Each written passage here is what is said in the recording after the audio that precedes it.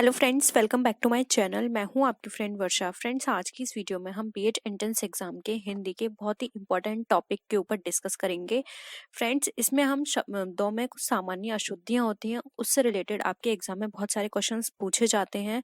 तो ये previous paper है जिसके बेसिस पर हम ये जानेंगे कि किस किस तरह के क्वेश्चन आपके एग्जाम में पूछे गए हैं प्रीवियस ईयर में। चलिए फ्रेंड्स, वीडियो को स्टार्ट करते हैं, लेकिन वीडियो को स्टार्ट करने से पहले प्लीज मेरे चैनल को सब्सक्राइब कर लीजिए, और अगर आपने चैनल को सब्सक्राइब कर लिया है तो इस वीडियो को लाइक कीजिए और अपने फ्रेंड्स के साथ शेयर कीजिए। तो चलिए फ्रेंड्स, वीडियो को स्टार्ट करते हैं। फ्रेंड्स, इसमें हमें शुद्ध वर्तनी वाले शब्द छांटने हैं। ऑप्शंस देखिए, ऑप्शंस से आप पहचान में बना पाएंगे कि यहाँ पे कौन सा शब्द सही है और आपको उसी को टिक करना है। ठीक है, देखिए, पौराणिक, पुराणिक, पौराणिक और पौराणिक। तो फ्रेंड्स, पुराणिक इस तरह से नहीं लिखा जाता, पौराणिक भी कोई शब्द नहीं होता, ना ही पौराणिक होता। जो पौराणिक लिखा जाता है वो इस तरह से लिखा जाता है। तो ऑप्शन ए यहाँ पे हमारा करेक्ट आंसर है। नेक्स्ट है, निम्नलिखित में से किस शब्द की वर्तनी सही है? तो फ्रेंड्स, ये अंतरराष्ट्रीय, देखिए अंतरराष्ट्रीय में रा इसमें नहीं निकल रहा, तो ये गलत हो गया। फिर हम आते हैं, सेकंड हमारा हो सकता है, देखिए सेकंड ही है हमारा जो राइट आंसर है। तो यहाँ पे हमारा सेकंड राइट है, तो हमें थर्ड और फोर्थ देखने की जरूरत नहीं है। और अगर आप देखना चाहते हैं तो आप देख सकते हैं, अंतर में तापे रा नहीं निकलेगा और यहाँ पे अंतरराष्ट्रीय भी नहीं होगा। तो हमारा जो राइट आंसर है वो है बी। इस तरह से अंतरराष्ट्रीय लिखा जाता है। नेक्स्ट क्वेश्चन पे आते हैं, इसमें से हमें शब्द शुद्ध छांटना है कि कौन सा शब्द शुद्ध है। अंतर्निहित कुछ नहीं होता, अंतर्निहित, अंतर्निहित और आंतर्निहित। तो फ्रेंड्स, अगर हम अंतर्निहित की बात करें तो वो इस तरह से लिखा जाता है। तो ऑप्शन सी देखिए, यहाँ पे अंतर्निहित किस तरह से लिखा हुआ है, तो अंतर्लिखित लिखा जाता है इस तरह से। तो ऑप्शन सी यहाँ पे हमारा राइट आंसर है। फ्रेंड्स, इस तरह की चीजें अगर आपको कंफ्यूज कर रही हैं तो आपको इस तरह के वर्ड्स को पढ़ के और साथ में लिखकर भी देखना है, तभी आप इसकी प्रैक्टिस कर पाएंगे। और इस तरह के 1 से 2 क्वेश्चन 100% आते हैं। इनमें से आपको शुद्ध शब्द वर्तनी वाला छांटना है। पारगम्य, पारागमय, पारोगम्य या फिर पारिगम्य। तो फ्रेंड्स, अगर यहाँ पे हम शुद्ध देखें तो होता है हमारा पारगम्य, बाकी ये वाले वर्ड हमारे नहीं होते। तो ये तीनों करेक्ट है, और जो राइट आंसर है वो है ऑप्शन नंबर ए, पारगम्य। नेक्स्ट है, इसमें से भी हमें सही वर्तनी का पता लगाना है। ठीक है, तो यहाँ पर हमें दे रखा है वर्ड व्यवहारिक, व्यवहारिक, व्यवहारिक, व्यवहारिक और व्यवहारिक। तो फ्रेंड्स, इसमें अगर हम देखें कि व्यवहारिक किस तरह से लिखा जाता है, तो ये है हमारा राइट वे जिसमें हम व्यवहारिक लिखते हैं। तो ऑप्शन सी हमारा राइट आंसर है। उज्ज्वल, उज्ज्वल, उज्ज्वल और उज्ज्वल। तो फ्रेंड्स, अगर हम देखें उज्ज्वल तो वो इस वे में लिखा जाता है। तो ऑप्शन डी यहाँ पे करेक्ट है। नेक्स्ट है उपरियुक्त, उपरोक्त, उपर्युक्त या फिर उपयुक्त। तो फ्रेंड्स, अगर हम देखें तो उपरोक्त वाक्य हमारा शब्द है, ये बिल्कुल सही तरह से लिखा हुआ है। ठीक है, तो ऑप्शन बी यहाँ पे हमारा राइट आंसर है। नेक्स्ट आते हैं, शुद्ध वर्तनी अब हमें यहाँ पे छांटनी है। अनुग्रहित, अनुग्रहित, अनुग्रहित और अनुग्रहति। तो फ्रेंड्स, अगर हम देखें अनुग्रहित किस तरह से लिखा जाता है, तो देखिए ये वाला वे हमारा राइट है, इस तरह से हम अनुग्रहित लिखते हैं। तो ऑप्शन ए करेक्ट आंसर है। अब हमें उज्ज्वल का सही शुद्ध रूप देखना है। उज्ज्वल यानी कि इसको शुद्ध में कैसे लिखेंगे। तो फ्रेंड्स, अभी हमने ऊपर भी पढ़ा था, उज्जवल नहीं होगा, उज्ज्वल, उज्जव भी नहीं होगा और उज्ज्वल भी नहीं होगा, इसको करेक्ट होगा उज्ज्वल। तो ऑप्शन सी यहाँ पे हमारा राइट आंसर है। नेक्स्ट आते हैं, प्रदर्शनी का शब्द का शुद्ध रूप बताना है। तो फ्रेंड्स, प्रदर्शनी ये गलत है हमारा, प्रदर्शनी हमारा ये भी गलत है, प्रदर्शनी ये भी गलत है, प्रदर्शनी हम इस तरह से लिखते हैं। तो ऑप्शन डी यहाँ पे हमारा राइट आंसर है। नेक्स्ट आते हैं, अब हमें यहाँ पे शुद्ध रूप देखना है। आयोजित, आयोजित, आयोजित या फिर आयोजित। तो फ्रेंड्स देखें तो आयोजित इस तरह से लिखा जाता है। तो ऑप्शन सी हमारा राइट आंसर है। नेक्स्ट आते हैं,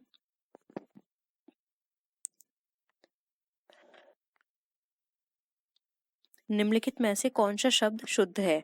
अत्याधिक, अत्यधिक, अत्यधिक या फिर अत्यधिक। तो फ्रेंड्स, अगर हम देखें अत्याधिक, तो फ्रेंड्स अत्याधिक लिखा जाता है इस तरह से। ठीक है, अत्यधिक होता है यानी। तो ऑप्शन बी यहाँ पे हमारा कौन सा हो गया? राइट आंसर हो गया। नेक्स्ट है, इसमें से भी हमें शुद्ध रूप देखना है, नुपुर, नुपुर, नुपुर या फिर नूपुर। तो फ्रेंड्स अगर हम देखें, आप लिख के प्रैक्टिस कीजिए नुपुर किस तरह से लिखा जाएगा। तो फ्रेंड्स नुपुर लिखा जाता है इस तरह से, नुपुर। तो देखिए ये हमारा कहाँ मैच हो रहा है, बी में, तो ऑप्शन बी राइट आंसर है। नेक्स्ट है, यहाँ पे हमें सही शब्द देखना है, तो वाहिनी, वाहनी, वहिनी या फिर वाहिनी। तो फ्रेंड्स ये गलत है, ये गलत है, ये गलत है। वाहिनी हम इस तरह से लिखते हैं, तो ऑप्शन ए यहाँ पे हमारा राइट आंसर है। नेक्स्ट है, यहाँ पर हमें कौन सा शब्द रूप दे रखा है, हमें ये देखना है, अंधकार, मैथिली, वाहिनी या फिर कवित्री। तो फ्रेंड्स अगर हम देखें यहाँ पे, तो शुद्ध रूप जो है वो है हमारा अनधिकार। तो ऑप्शन ए यहाँ पे हमारा राइट आंसर है। नेक्स्ट है, इनमें से कौन सा शब्द शुद्ध है, परिस्थिति, परिस्थिति, परिस्थिति या फिर परिस्थिति। तो फ्रेंड्स अगर हम यहाँ पे राइट देखें, तो परिस्थिति हम इस तरह से लिखते हैं, तो ऑप्शन ए यहाँ पे हमारा करेक्ट आंसर है। नेक्स्ट है, निम्न में से कौन सा शब्द शुद्ध है, अभियोग, अभियोग, अभियोग या फिर अभियोग। तो फ्रेंड्स अभियोग हम लिखते हैं इस तरह से, तो ऑप्शन बी हमारा यहाँ पे हमारा करेक्ट है। निम्नलिखित शब्दों में से कौन सा शुद्ध है, द्वितीय, द्विज, पत्रावली या फिर वापस। तो फ्रेंड्स अगर हम यहाँ पर देखें, तो द्वितीय इसी तरह से लिखा जाता है, वापस ऐसे नहीं आता, द्विज इस तरह से नहीं लिखा जाता, ना ही पत्रावली। तो ऑप्शन ए यहाँ पे हमारा करेक्ट है। नेक्स्ट आते हैं, इसमें से अगेन हमें शुद्ध देखना है, संशोधन, संशोधन, ससेधन या फिर संशोधन। तो फ्रेंड्स ये तीनों हमारे गलत हैं, संशोधन इस तरह से लिखा जाता है, तो ऑप्शन बी करेक्ट है। नेक्स्ट है, निम्न में से कौन सा शब्द शुद्ध है, प्रत्युत्तर, प्रत्युत्तर, प्रत्योत्तर या फिर प्रत्योत्तर। तो फ्रेंड्स अगर हम यहाँ पे देखें, तो यहाँ पे जो हमारा राइट आंसर है वो है यहाँ पे ऑप्शन नंबर बी, प्रत्युत्तर। नेक्स्ट है, निम्न में से कौन सा शब्द शुद्ध है, अभ्यर्थना, अभ्यर्थन, अभ्यर्थना या फिर अभ्यर्थना। तो फ्रेंड्स देखें, तो हम इसका जो लिखने का तरीका है वो हम लिखते हैं अभ्यर्थना, अभ्यर्थना। तो देखिए ये मैच हो रहा है हमारा ऑप्शन ए से, तो ए यहाँ पे हमारा राइट आंसर है। नेक्स्ट है, शुद्ध शब्द को छांटना है, संयोजन, समायोजन, समायोजन या फिर संयोजन। तो फ्रेंड्स इसको लिखने का तरीका होता है समायोजन, तो ऑप्शन बी यहाँ पे हमारा करेक्ट है।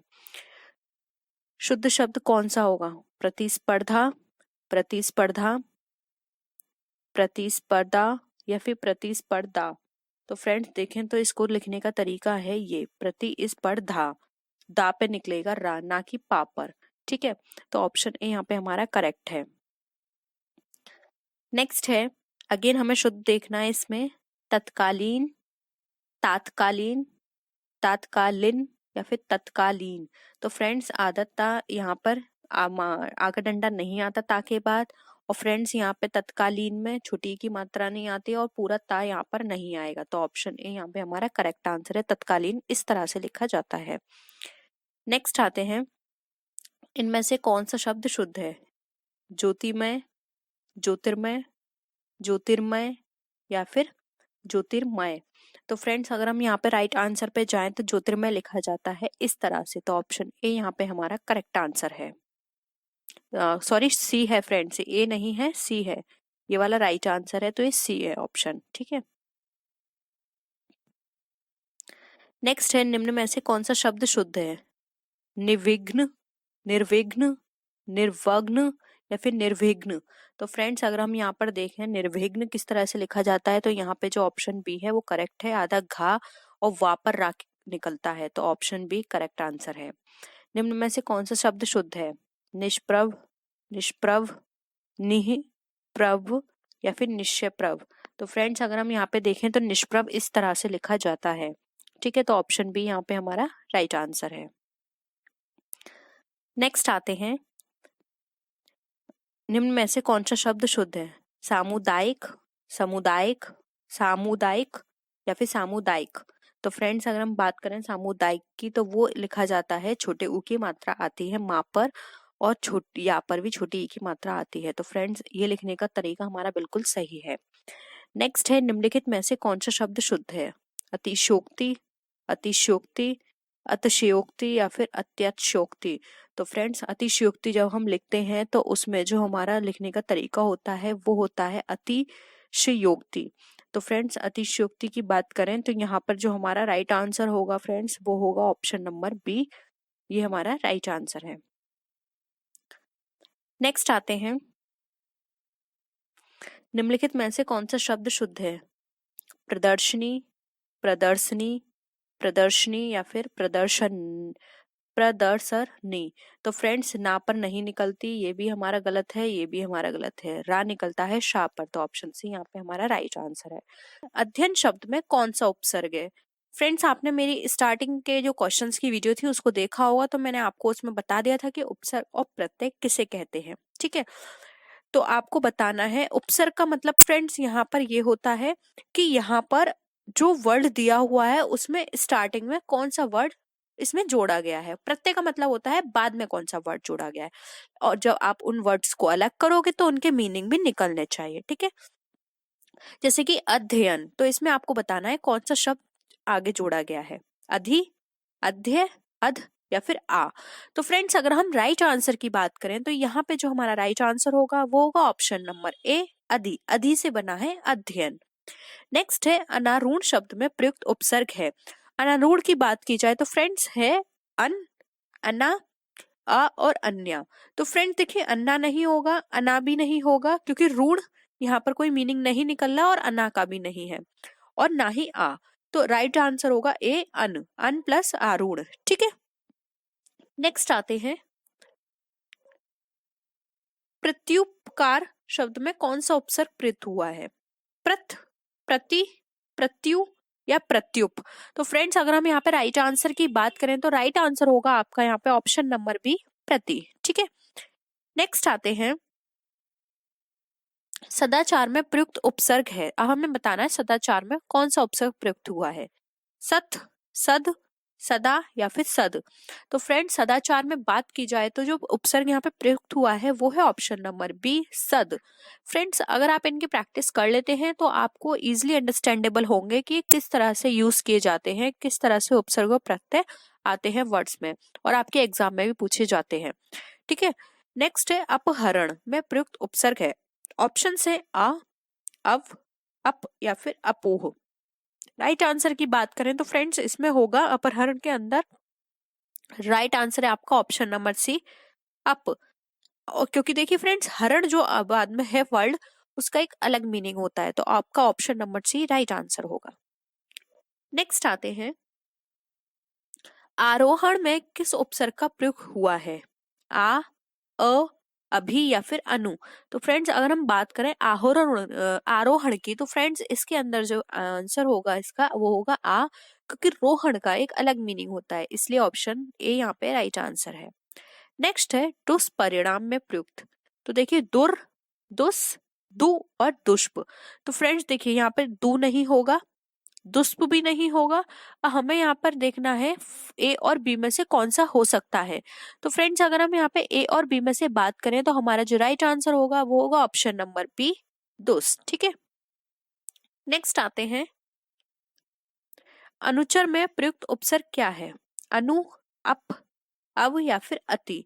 तो फ्रेंड्स अगर हम यहाँ पे बात करें अनुचर की तो राइट आंसर होगा हमारा ऑप्शन नंबर ए, अनु। नेक्स्ट है अवतार में किस उपसर्ग का प्रयोग हुआ है? अपि, अभी, अव या फिर अधि। तो फ्रेंड्स अवतार की बात की जाए तो इसका जो राइट आंसर होगा फ्रेंड्स वो होगा आपका ऑप्शन नंबर सी, अव। नेक्स्ट आते हैं, बद उपसर्ग में कौन सा शब्द निर्मित नहीं है? बदनाम, बदकिस्मत, बेरहम या फिर बदहजमी। तो फ्रेंड्स यहाँ पर अगर हम बात करें इसके राइट आंसर की तो देखिए फ्रेंड्स बद और नाम इसको अलग अलग करेंगे तो मीनिंग अलग आएगा, बदकिस्मत को अलग करेंगे तो मीनिंग निकल कर आएगा, बदहजमी का अलग करेंगे तो मीनिंग निकल कर आएगा। लेकिन देखिए बद यहाँ पर बेरहम में यूज नहीं हो रहा, तो ऑप्शन सी आपका यहाँ पे राइट आंसर है। नेक्स्ट है एक भिन्न उपसर्ग से निर्मित शब्द को अलग करें। ठीक है, तो बेडौल, बेकसूर, बेवफा या फिर बाकायदा। तो फ्रेंड्स अगर हम यहाँ पर बात करें इसमें भिन्न उपसर्ग की, तो हम यहाँ पर जो हमारा राइट आंसर होगा फ्रेंड्स वो होगा यहाँ पे ऑप्शन नंबर डी, बाकायदा। क्योंकि देखिए सब में वे एक ही मात्रा का यूज किया गया है, लेकिन बाकायदा में आ है कि मात्रा यूज की गई है, तो ये बिल्कुल अलग है। ठीक है, तो राइट आंसर होगा डी। नेक्स्ट आते हैं, सु उपसर्ग से निर्मित शब्द नहीं है, यानी कि सुंदर, सुकोमल, सुपात्र या सुपाच्य। तो फ्रेंड्स अगर हम इनको उपसर्ग से देखें तो यहाँ पे जो राइट आंसर होगा वो होगा ऑप्शन नंबर ए। क्योंकि अगर हम सु को अलग करें तो न दर का कोई मीनिंग नहीं होता, कोमल का देखिए यहाँ मीनिंग होगा और सु हटाएं, पात्र का मीनिंग होगा अगर सु हटाया गया तो, और पाच्य का मीनिंग होता है अगर सु हटाया गया तो, लेकिन न दर का कोई मीनिंग नहीं होता अगर हम सु हटा दे तो ऑप्शन ए हमारा राइट आंसर होगा। आई होप फ्रेंड्स आपको सारी चीजें क्लियर हो रही होंगी। और फ्रेंड्स अगर फिर भी आपको कोई डाउट लगता है तो प्लीज आपने मुझे मेरे कमेंट सेक्शन में बता सकते हैं। आप मुझे मेरे फेसबुक पेज पर भी अपनी क्वेरी को पूछ सकते हैं, क्योंकि मोस्टली स्टूडेंट्स मुझे मेरे फेसबुक पेज पे मैसेज करके वहां पे पूछते हैं, तो आप भी पूछ सकते हैं। या फिर आप मेरे इंस्टाग्राम आईडी पे मुझे पर्सनली मैसेज करके वहां भी पूछ सकते हैं। ठीक है, नेक्स्ट है, निम्न शब्दों में से कौन स्व उपसर्ग से नहीं बना है? तो हमें बताना है स्व उपसर्ग से क्या नहीं बना है। ऑप्शन है स्वतंत्र, स्वदेश, स्वरचित या फिर सज्जन। देखिए फ्रेंड्स ऑप्शन से ही यहाँ आप इजिली बता सकते हैं कि इसका जो राइट आंसर है वो क्या होगा। यहाँ पे डी ऑप्शन जो है इसमें स्व नहीं यूज हो रहा, तो डी हमारा राइट आंसर है। बहुत सिंपल होते हैं, बस आपको थोड़ी सी प्रैक्टिस करने की जरूरत है। और फ्रेंड्स एक और मेरे को आपको एक इम्पोर्टेंट इन्फॉर्मेशन देनी थी। कुछ स्टूडेंट्स पूछ रहे थे कि मैम अगर हम आपके ही प्रैक्टिस सेट से प्रैक्टिस करें तो क्या इतना इनफ होगा अगर आपकी वीडियो देख लें तो? फ्रेंड्स मैं अपनी तरफ से 100% कोशिश करूंगी कि आपको सही और वैलिड कंटेंट प्रोवाइड करूं, ठीक से समझाऊं। जो सब्जेक्ट मुझे लगता है कि मैं नहीं समझा पाऊंगी तो मैं उसको आपको नहीं समझाऊंगी, या फिर मुझे लगता है डाउट है तो मैं आपको बोल दूंगी स्टार्टिंग में कि इसमें मुझे डाउट है, अगर आपको इसका सही आंसर पता हो तो आप बता सकते हैं। क्योंकि स्टूडेंट्स मैं भी आपको पढ़ाने से पहले खुद वो चीज पढ़ती हूँ, तब मैं आपको बताती हूँ, या फिर जो मुझे पहले से नॉलेज होती है वही मैं आपको बताती हूँ। इसीलिए मैं अपनी तरफ से पूरी कोशिश कर रही हूँ और आपको अपने एंट्रेंस एग्जाम में 100% बिल्कुल क्लियर इसको करना है। तो आपको क्या करना होगा, आप प्रैक्टिस सेट देखिए, आप वीडियोस देखिए, किसी अदर चैनल की देखते हैं तो वो भी देखिए। मैं ये नहीं कह रही कि सिर्फ मेरी ही वीडियो देखो, आपको जो भी चैनल पसंद आता है आप उसकी वीडियो देखिए, उस पे ट्रस्ट कीजिए। क्योंकि मैं ये नहीं कह रही सिर्फ मैं ही, हर चैनल अपनी तरफ से कोशिश करता है कि आपको पूरी तरह से सही तरह से इंफॉर्मेशन प्रोवाइड की जाए। ठीक है, तो आप उस पर ट्रस्ट रखिए, वो आपको सही कंटेंट प्रोवाइड करेगा। साथ ही साथ आप अपनी तरफ से भी एक या दो, ठीक है, एक या दो प्रैक्टिस सेट डेली सॉल्व कीजिए। क्योंकि जितने आपको प्रैक्टिस होगी उतने आपके अंदर कॉन्फिडेंस आएगा, साथ ही साथ आपके अंदर एक प्रैक्टिस भी बनी रहेगी, और आपके क्या है ना क्वेश्चंस जो होंगे वो रिवीजन होंगे। क्योंकि मोस्टली क्वेश्चंस जो होते हैं ना वो रिपीट होते हैं एंट्रेंस एग्जाम में। तो आपको अपना भी प्रैक्टिस सेट करना है, वीडियोस भी देखनी है, आपको कोई मॉक टेस्ट कहीं से मिलता है आपको वो देना है। तो आप अपनी प्रिपरेशन जारी रखिए। ऐसा मत सोचिए कि ये तो इस तरह का पेपर आता है इजी है। फ्रेंड्स ऐसा नहीं सोचना है, क्योंकि आपको क्या है, आपको सोच के चलना है कि 100% मुझे एडमिशन चाहिए चाहिए एंड चाहिए। ठीक है, आप बिल्कुल भी लेजी मत बनो।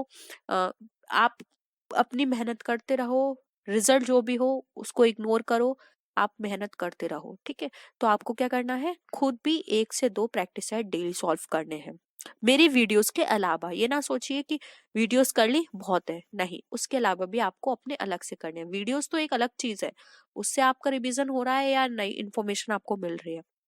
आप अपनी तरफ से क्या एफर्ट्स कर रहे हो वो आपको करना है प्रैक्टिस सेट के थ्रू। ठीक है, कोई भी बुक ले सकते हैं, मैं कोई बुक आपको रिकमेंड नहीं करूंगी, क्योंकि फ्रेंड्स हर बुक अच्छी है। तो आपको जो भी लगता है आप वो जाके बुक ले लीजिए, किसी भी सब्जेक्ट के अकॉर्डिंग पर्टिकुलर बुक। अपने ग्रेजुएशन की बुक्स पढ़ सकते हैं आप, कोशिश करिए अपनी सब्जेक्ट बुक भी पढ़ने की, क्योंकि जो आपकी सब्जेक्ट बुक है कंटेंट वहीं से बनता है। ठीक है, नेक्स्ट आते हैं, पाठक शब्द में किस प्रत्यय का प्रयोग हुआ है?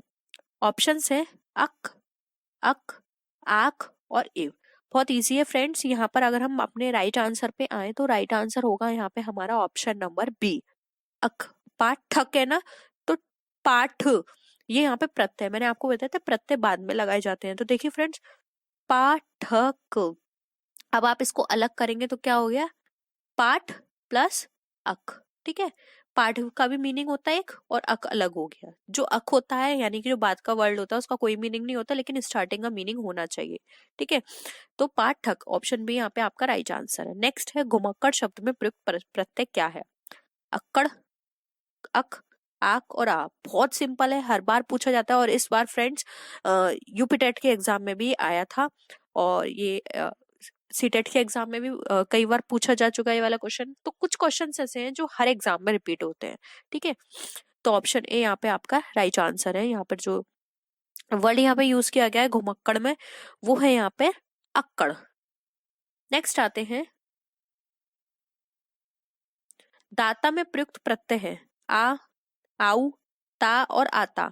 तो फ्रेंड्स अगर हम यहाँ पर बात करें तो राइट आंसर होगा आपका यहाँ पे सी, ता।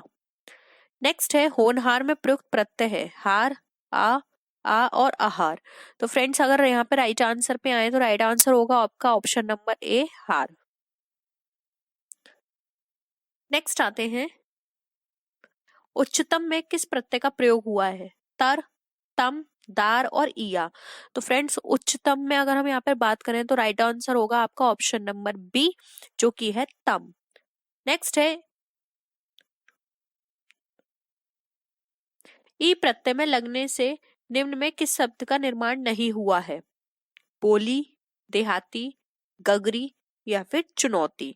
तो फ्रेंड्स अगर हम यहाँ पे राइट आंसर की बात करें तो राइट आंसर होगा आपका ऑप्शन नंबर डी, चुनौती। ठीक है, नेक्स्ट आते हैं, भिन्न प्रत्यय प्रयोग से बने शब्द को पृथक करें, ओजस्वी, मेधावी, मायावी या फिर विद्यार्थी। तो फ्रेंड्स अगर इसकी बात करें तो देखिए विद्यार्थी हमारा अलग है, बाकी ये अलग है। तो यहाँ पर ऑप्शन डी यहाँ पे हमारा राइट आंसर होगा। नेक्स्ट है, गाह प्रत्यय में के प्रयोग से निम्न में कौन सा शब्द नहीं बना, दरगाह, बंदरगाह, आगाह या फिर कब्रगाह। तो फ्रेंड्स अगर हम इसकी राइट आंसर पे आए तो राइट आंसर होगा इसका ऑप्शन नंबर सी, आगाह। नेक्स्ट है, त्वा प्रत्यय में कौन सा शब्द निर्मित नहीं है, कवित्व, नेतृत्व, कर्तव्य या फिर मातृत्व। तो इसका जो अगर हम राइट आंसर की बात करें तो राइट आंसर होगा आपका ऑप्शन नंबर सी, कर्तव्य। क्योंकि देखिए त्वा, कवित्व, नेतृत्व, मातृत्व तीनों में यूज हुआ है, लेकिन कर्तव्य में वे यूज हुआ है। ठीक है, नेक्स्ट आते हैं, जलमय शब्द में कौन सा प्रत्यय है, मय, य, आय और चा। तो अगर हम यहाँ पे राइट आंसर पे आए जलमय, तो फ्रेंड्स जलमय के लिए जो राइट आंसर होगा होगा ऑप्शन नंबर ए, मय। नेक्स्ट आते हैं, महीप में किस प्रत्यय का प्रयोग हुआ है, पा, ईप, आप और अयप। तो राइट आंसर होगा फ्रेंड्स ऑप्शन बी, ईप। ठीक है, क्योंकि महीप है, ईप की आ रही है आवाज। फ्रेंड्स आज हम 50 क्वेश्चन तक डिस्कस करेंगे। नेक्स्ट रिमेनिंग कुछ और क्वेश्चंस हैं हमारे, लगभग 30 क्वेश्चंस और हैं, उनको हम डिस्कस करेंगे। ठीक है, उसके अलावा आपको और प्रैक्टिस की जरूरत है तो हम उसको भी फिर और डिस्कस करेंगे फर्दर। ठीक है, नेक्स्ट है, बुढ़ापा में किस प्रत्यय का प्रयोग हुआ है, आपा, पा, अप या यापा। तो फ्रेंड्स अगर हम बात करें बुढ़ापा में तो यहाँ पे देखिए बूढ़ा पा, आप पा की साउंड आ रही है। ठीक है, तो आप बोलकर भी पता लगा सकते हैं। तो ऑप्शन ए राइट आंसर है। तो फ्रेंड्स आई होप आपको आज की वीडियो पसंद आई होगी। वीडियो पसंद आई हो तो वीडियो को लाइक करना और अपने फ्रेंड्स के साथ शेयर जरूर कीजिएगा। किसी की तरह का डाउट हो तो आप नीचे कमेंट सेक्शन में बता सकते हैं। आप कोई सजेशन देना चाहते हैं तो उसे भी नीचे कमेंट सेक्शन में बता सकते हैं। और आप मुझे मेरी सोशल मीडिया पे मुझे फॉलो कर सकते हैं। और किसी भी तरह के कोई पर्टिकुलर टॉपिक पे वीडियो चाहते हैं तो आप उसे भी नीचे कमेंट सेक्शन में बता सकते हैं। हम जल्द से जल्द उस पर वीडियो बनाने की कोशिश करेंगे। तो फ्रेंड्स नेक्स्ट वीडियो में हम फिर मिलते हैं आपसे और भी अच्छी वीडियोस के साथ। तब तक के लिए बाय बाय गाइस।